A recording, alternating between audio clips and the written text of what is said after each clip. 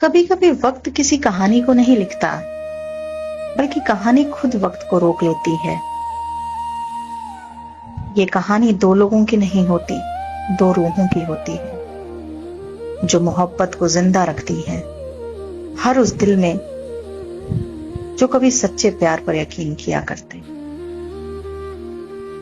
एक बार किसी ने कहा था, प्यार वो नहीं जो वक्त के साथ बदल जाए, प्यार तो वो है जो वक्त को ही बदल दे। और ऐसी ही थी अमृता और इमरोज की कहानी। एक ऐसा प्रेम जो हर परिभाषा से परे था, न कोई बंधन न कोई शर्त, बस एक गहरा अपनापन जो हर सांस में था। अमृता प्रीतम एक ऐसा नाम जो भारतीय साहित्य में साहस और संवेदना का प्रतीक बन गई। उनका जन्म 1919 में हुआ और बहुत कम उम्र में उन्होंने लिखना शुरू कर दिया। वो कविताएं नहीं लिखती थीं, वो अपने जख्मों से शब्द निकालती थीं। उनके जीवन में पार्टीशन का दर्द था, एक बेमेल शादी थी और एक ऐसे औरत की तड़प थी जो खुद को मुक्त करना चाहती थी। उनकी कलम में एक आवाज थी जो कहती थी कि औरत को भी हक है महसूस करने का, चुनने का और जीने का।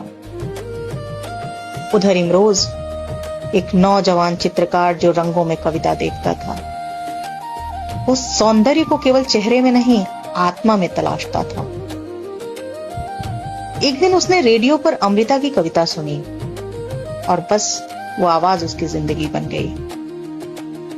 वो उस आवाज को ढूंढते हुए अमृता तक पहुंचा और जब पहली बार मिला तो दोनों को लगा जैसे दो अधूरे टुकड़े एक दूसरे से मिल गए हों।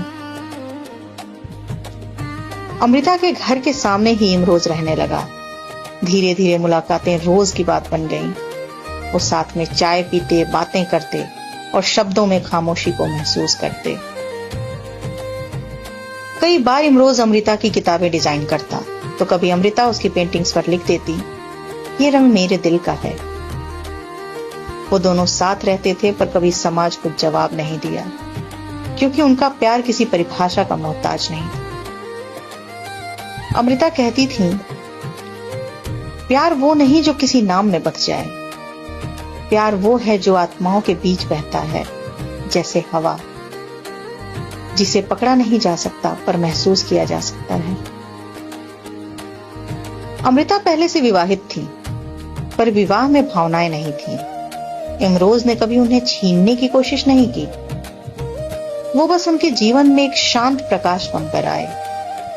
वो उन्हें बांधना नहीं चाहते थे, वो तो बस उनके साथ बहना चाहते थे, जैसे एक नदी जो अपने किनारों को छू कर भी उसकी स्वतंत्रता नहीं छीनती। इमरोज कहते थे, मैंने अमृता को कभी पाया नहीं, मैं तो बस उनके साथ बहता रहा। और अमृता जवाब देती, अगर कभी रूह का चेहरा बनाना हो तो वो तुम्हारा होगा इमरोज। उनके दिन बहुत सादे होते थे।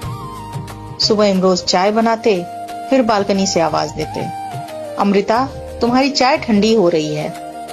और अमृता जवाब देती, चाय ठंडी हो सकती है इमरोज, पर तुम्हारा प्यार नहीं।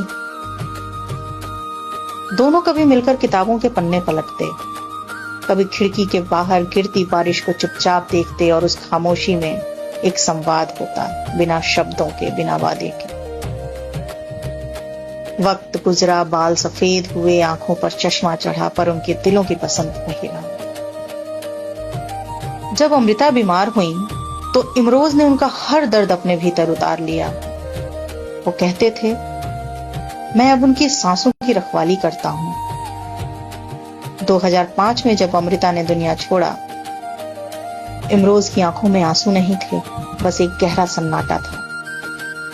उन्होंने कहा, वो कहीं गई नहीं है, वो बस किसी और कमरे में चली गई है।